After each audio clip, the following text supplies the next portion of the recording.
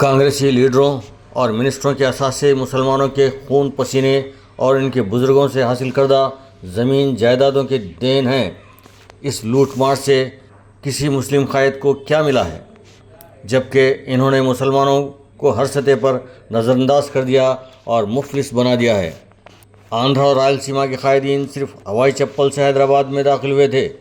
آج بھی ان کے علاقوں کے ویڈیوز دیکھ لیں، وہ کتنے خوشحال ہیں۔ حیدرآباد میں کہو یا تلنگانہ میں جب داخل ہوئے تو انہوں نے سرکاری اختیارات کو استعمال کرتے ہوئے بڑے پیمانے پر قبضے شروع کر دیے۔ اس طرح کے قبضوں کو ایک موقع پر تو تلنگانہ تحریک نے ناکام بنا دیا تھا۔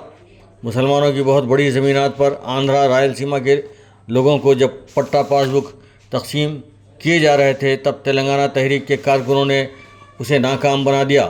آج اگر کانگریسی لیڈرز کی زمین جائیداد کی تحقیقات کی جائیں تو پتہ چلے گا کہ اس میں مسلمانوں کی زمین جائیداد کا بڑا عمل دخل ہے۔ حیدرآباد کے اطراف و اکناف خود حضور نظام کی 30,000 ایکڑ زمینات پر قبضے کانگریس کے دور حکومت میں ہوئے، بلکہ اس سے انہوں نے بے پناہ دولت بھی بٹوری۔ یہی نہیں بلکہ مسلم نوابوں کی زمینات بھی حیدرآباد کے اطراف و اکناف میں 1,00,000 ایکڑ کے قریب ہو سکتی ہیں، بلکہ سارے تلنگانہ میں 70 تا 75 لاکھ ایکڑ زمین ہو سکتی ہے۔ ان سب پر قبضے کس کے دور میں ہوئے؟ ان نوابوں کی زمینات شمس آباد، معین آباد، چیگور، اخلاص خاں پیٹ، سرنگل، چٹان پلی وغیرہ کی ساری زمینات پر قبضے کانگریس کے دور میں ہوئے۔ تو پھر کون دولت کمایا ان دھاندلیوں سے؟ تو اس کا پتہ چلے گا اگر اس کی تحقیقات کی جائیں۔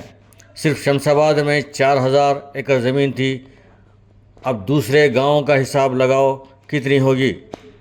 اس سے کانگریس نے کیا کمائی کی ہوگی، اور ان تمام زمینات سے مالک زمین کو کچھ نہیں ملا، یہ مسلمانوں کی زمینات تھی۔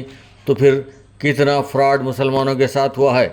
آئندہ اور بھی مسلمانوں کی زمینات پر قبضوں کی تفصیل بیان کی جائے گی۔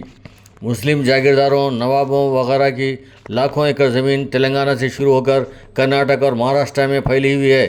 وہاں بھی کانگریس کی حکومت تھی۔ کرناٹک میں بھی اکثر کانگریس ہی کی حکومت رہی ہے۔